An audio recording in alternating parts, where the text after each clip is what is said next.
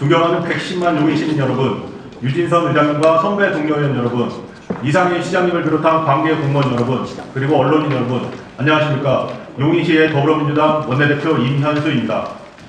먼저 용인시의 역사상 처음으로 진행되는 교섭단체 대표 연설의 기회를 얻게 된 것을 영광으로 생각하며 이 뜻깊은 자리를 마련해 주신 모든 분들께 진심으로 감사의 말씀을 드립니다. 앞으로 지방의회법이 제정되어 의회 본연의 기능이 더욱 강화되고 교섭단체의 역할 또한 제도적으로 뒷받침되어 지방자치의 완성이 한 걸음 더 가까워지기를 기대합니다. 용인시는 지난 4년 동안 대규모 개발과 굵직한 정책 결정으로 중요한 대전환의 시점에 서 있습니다. 그 과정에서 시민의 의견은 실질적으로 반영되었는지, 그 결과 시민의 삶은 과연 달라졌는지, 인근 지자체와 비교했을 때 우리 용인은 확실한 경쟁력을 확보했는지 등 냉정하게 질문해야 할 시기입니다. 시민들은 이제 그 결정들로 내 삶이 어떻게 바뀌었는지를 묻고 있습니다. 본 의원은 오늘 연설을 통해 용인의 미래와 시민의 삶을 위한 고민을 시정에 전달하고 방향을 제시하고자 합니다. 첫째, 가장 중요한 민생 회복입니다. 통계청 가계 동향 조사에 따르면 최근 몇 년 사이 주거비, 공공요금, 교육비와 같은 고정지출 비중은 계속 증가한 반면 여가, 문화, 저축에 쓰이는 여유지출은 줄어들고 있습니다.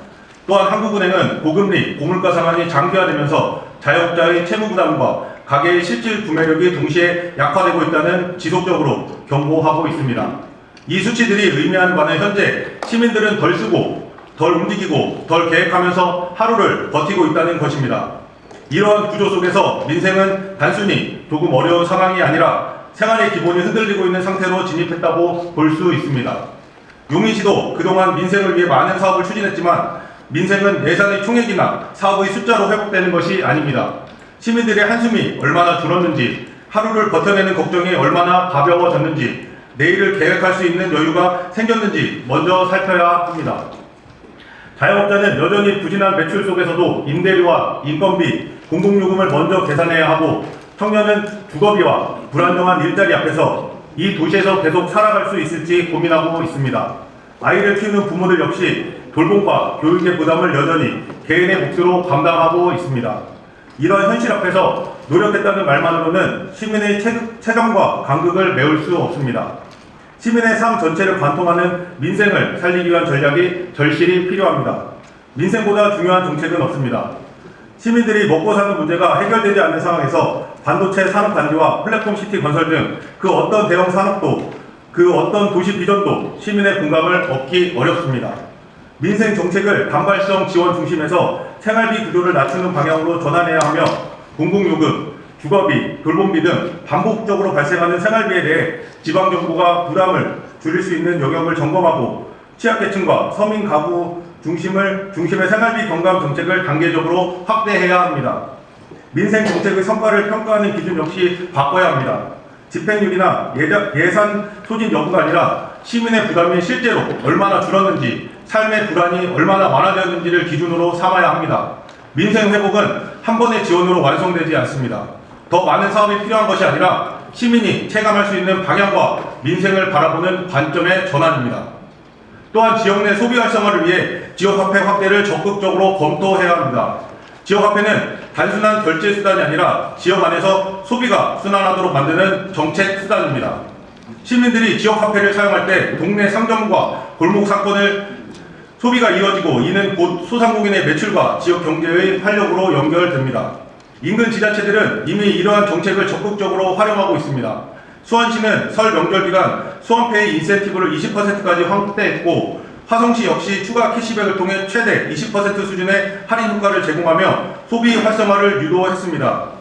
용인시도 이런 흐름에 따라 지역화폐 확대 정책을 보다 적극적으로 추진하여 시민과 소상공인이 함께 체감할 수 있는 지역경제 활성화 정책으로 증명되어야 합니다. 둘째, 용인 반도체 산업단지 차질 없이, 축소 없이 추진되어야 합니다. 최근 용인 반도체 산업단지를 다른 지역으로 이전해야 한다는 주장들이 제기되고 있습니다. 그러나 더불어민주당의 입장은 분명합니다. 용인건설, 원안이 흔들려서는 안 됩니다. 이 사업은 단순한 지역 개발 사업이 아니라 대한민국 반도체 산업 경쟁력과 국가 미래 산업 전략의 핵심 축이기 때문입니다. 이미 입지 선정과 계획 수립 과정에서 국가 차원의 충분한 검토와 판단이 이루어졌고 대통령과 국무총리도 차질 없이 진행되도록 강조했습니다.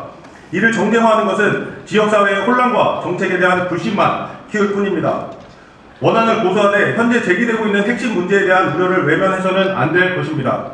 국가가 책임지고 해결해야 할 핵심 과제에 대해 보다 명확하고 구체적인 로드맵을 제시하고 그 이행 과정 역시 요구하는 동시에 용인시의 역할 또한 전력, 용수, 교통, 주거 등 주요 쟁점에 대해 정부와 적극적으로 협의하고 요구하는 능동적인 행정의 주체가 되어야 합니다.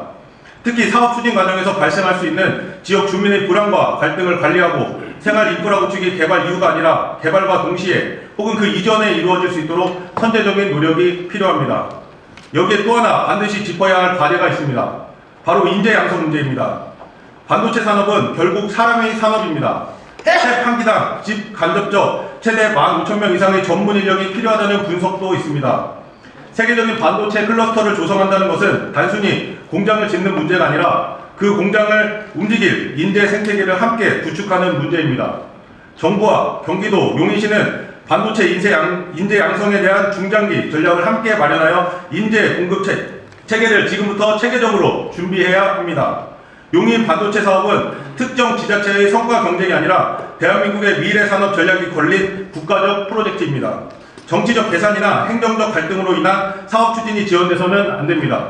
경기도와 용인시는 국가 전략 사업을 함께 완성해야 할 협력의 파트너라는 인식을 가지고 현재 산업단지 추진 과정에서 부지 매입과 일부 인허가 절차가 지연되고 있다는 문제들을 해결해 나아가야 할 것입니다. 세계 반도체 산업은 총각을 다루고 있는 만큼 곧 국가 경쟁력의 문제로 이어질 수밖에 없습니다. 정부와 경기도 그리고 용인시는 관련 절차를 보다 신속하고 책임있게 추진할 수 있는 행정체계를 마련하고 필요한 지원과 결정을 지체 없이 실행한다면 용인 시민들의 이전 문제에 대한 불안은 사라질 것입니다. 셋째, 교통 문제. 더 이상 시민의 인내에 맡겨둘 수는 없습니다. 용인은 가장 빠르게 성장하고 있는 도시입니다. 그러나 도시의 성장 속도에 비해 교통인프라는 여전히 시민들의 삶을 따라가지 못하고 있습니다. 많은 시민들이 하루 2~3시간을 출퇴근에 사용하고 있으며 서울과 수도권으로 이동하는 방역교통망은 충분하지 않고 시민들이 체감하기에는 여전히 불편합니다. 매일 통학을 하고 있는 학생들에게도 마찬가지입니다. 교통은 시민의 시간과 삶의 질 그리고 도시 경쟁력과 직결된 문제입니다.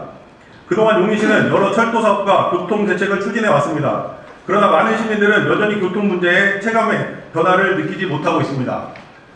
대형 개발 사업은 빠르게 추진되지만 교통 대책은 항상 뒤따라오는 구조가 반복되고 있기 때문입니다. 이제 교통정책의 접근 방식 자체를 바꿔야 합니다. 개발 이후 교통을 보완하는 방식이 아니라 교통계획을 도시발전의 전제 조건으로 두는 전략이 필요합니다. 수도권 광역철도망 확충을 위해 정부와 경기도와의 협력을 보다 적극적으로 강화해야 합니다. 용인의 미래 경쟁력은 반도체 산업과 대규모 개발뿐 아니라 서울과 수도권 주요 거점으로 얼마나 빠르고 편리하게 연결되어 있는지에 달려 있습니다. 광역철도 사업이 계획에 그치지 않고 실질적으로 속도를 낼 수 있도록 정부와 지속적인 협의와 강력한 요구가 필요한 때입니다. 그리고 시민들이 가장 많이 이용하는 광역버스와 간선교통만을 중심으로 실질적인 교통 편의 개선이 이루어져야 합니다. 광역버스 증차, 노선 조정, 환승체계 개선 등 시민들이 체감할 수 있는 교통대책이 적극적으로 추진되어야 합니다. 또한 대규모 개발 사업과 교통 인프라를 연계하는 체계를 강화해야 합니다. 플랫폼 시티와 반도체 산업단지 등 대형 산업이 추진되는 만큼 교통 인프라 역시 사업 보완이 아니라 사전 계획 단계부터 도시 전체의 교통 흐름을 고려해 함께 설계되어야 합니다. 주차도 마찬가지로 필수 불가결합니다. 교통은 단순한 이동 수단이 아니라 시민의 삶의 질을 결정하는 기본 인프라입니다. 시민의 하루가 길어지는 도시가 아니라 시민의 시간이 존중받는 도시로 바뀌어야 합니다. 용인시가 앞으로 추진하는 모든 개발과 도시정책에서 교통 문제와 주차 문제를 과거의 기준이 아닌 현실을 반영한 가장 우선적인 과제로 두고 시민들이 체감할 수 있는 변화를 만들어야 할 것입니다. 마지막으로 시민의 대표 대의기관인 의회와 집행부가 협치를 통해 시정을 함께 이끌어 나아가야 한다는 것을 말씀드리고 싶습니다.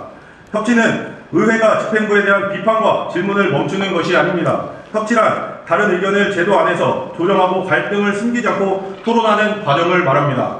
그러나 지금까지 시정 운영을 돌아보면 의회의 문제 제기를 발목 잡기로 인식하거나 비판을 불편한 소음으로 받아들이지는 않았는지 되묻지 않을 수 없습니다. 시정은 의회의 질문과 비판을 정책을 보완하고 발전시키는 과정으로 받아들이고 형식적인 협의에 그칠 것이 아니라 실질적인 논의와 조정이 이루어지는 장을 열어야 합니다. 편안한 식사 자리에서의 대화보다 회의 석상에서 치열하게 토론하고 정책을 두고 깊이 있게 논의하는 과정이 더 중요합니다.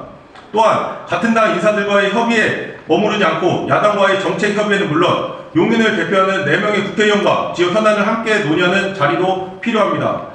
그러한 과정이 쌓일 때 비로소 시민들에게 더 큰 신뢰를 받는 시정 운영이 가능할 것이라 생각합니다.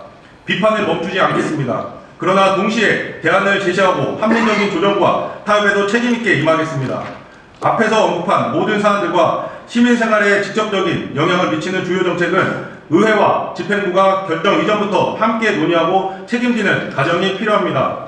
용인시의 더불어민주당은 열린 자세로 협치 과정에 적극 참여하고 시정의 성공을 위해 필요한 책임과 역할을 다하겠습니다.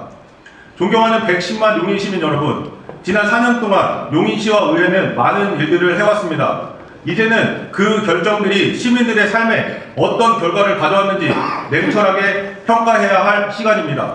용인시는 인구 150만, 반도체 산업단지를 통한 지방세수 1조 원이라는 미래를 이야기하고 있습니다.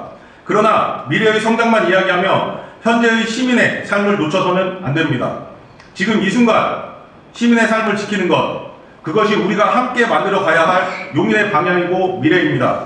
모두가 행복하고 시민이 주인인 용인시가 되길 바라며 이상으로 교섭단체 대표 연설을 마치겠습니다.